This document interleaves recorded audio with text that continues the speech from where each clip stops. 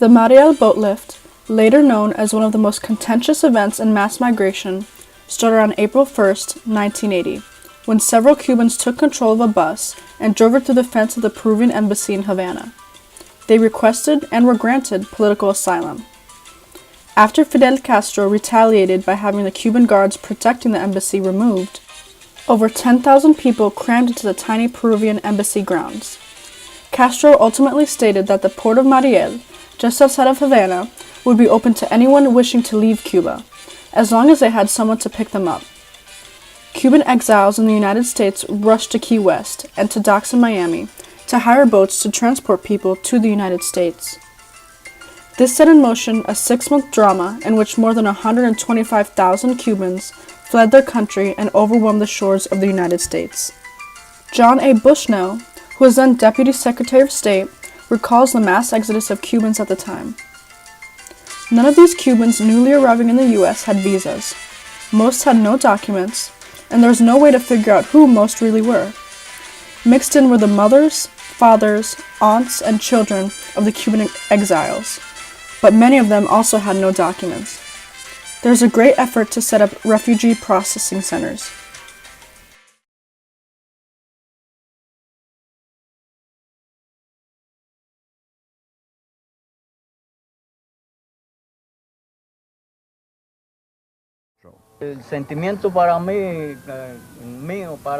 My feelings toward Castro were never very good because I fought for 11 months in the mountains against him.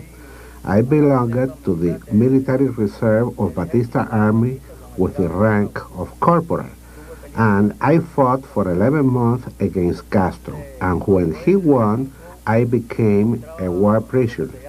I was captured as a war prisoner during the Battle of Higuaín on the 19th of December of 1958.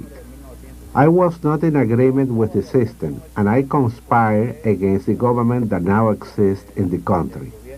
I conspired by belonging to counter-revolutionary organizations, contributing as much as I could afford to these counter-revolutionary activities, organizing, performing various services for the counter-revolution.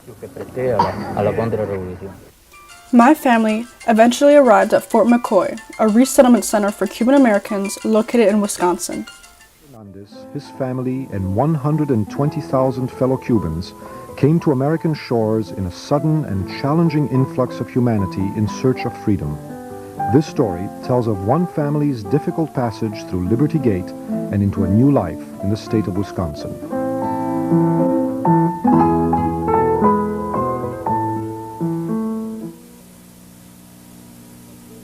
Fort McCoy in western Wisconsin has been a precarious and frustrating first stop for many thousands of Cubans awaiting release to an insufficient number of sponsors. Without relatives or friends to help them out, it is here that the Hernandez family began their life in the new land.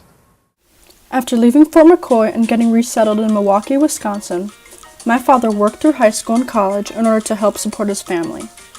He graduated from Florida International University in Miami with a bachelor's degree in international relations, and later obtained a law degree from the University of Wisconsin and an MBA from the University of Illinois at Chicago. Currently, my father is a senior vice president and general counsel for Travelers of Florida. He oversees the company's personal lines legal function, public policy, and government affairs. Our family currently lives in Tampa, and my grandparents live in Miami. I am currently a sophomore at Florida State University in Tallahassee, Florida.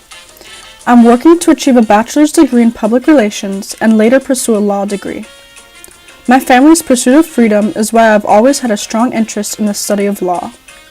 Their journey greatly shaped who I am today because it has given me a deep sense of purpose and appreciation for our country's vast opportunities to work hard and achieve our goals. In my apartment, I have a painting of Don Quixote de la Mancha hanging in my room. I chose this portrait because it is a classic and iconic Spanish character that exemplifies the key things that I also yearn for: adventure and pursuing my dreams, even if it may seem impossible to achieve. My family's history has taught me that we need to push ourselves beyond our comfort zone because that is where true learning and growth happens. One of my favorite stories that I've read in my college career so far is a book titled The House on Mango Street by Sandra Cisneros. Before reading it, I had no idea of how much a personal connection I would have to this story. This past summer, my family traveled to our hometown of Milwaukee, Wisconsin. During our trip, my parents showed me the neighborhood in which they lived in as kids. The street that they grew up on reminded me a lot of Mango Street in the book. The childhood stories that my parents constantly tell me are very similar to the stories that the main character, Esperanza, tells about living in these conditions. Thankfully, both of my parents worked extremely hard in pursuit of their education and are now successful. During our summer trip, my parents reminded me, just as Esperanza reminds the audience, how important it is to always remember where you came from and how important it is to come back. One of my favorite passages in the book is the three sisters, when Esperanza is told, "When you leave, you must remember to come back for the others. A circle, understand? You will always be Esperanza. You will always be Mango Street. You can't erase what you know. You can't forget who you are." My parents always stress the importance of this message. They always tell me that no matter how far I get in life, I must always remember my roots. True humility is knowing where you come from, no matter how far you go. El himno unánime. La generación actual lleva a cuestas, por el camino abonado por los padres sublimes, la América trabajadora. Del Bravo a Magallanes, sentado en el lomo del cóndor, regó el gran cenit por las naciones románticas del continente y por las islas dolorosas del mar, la semilla de la América nueva.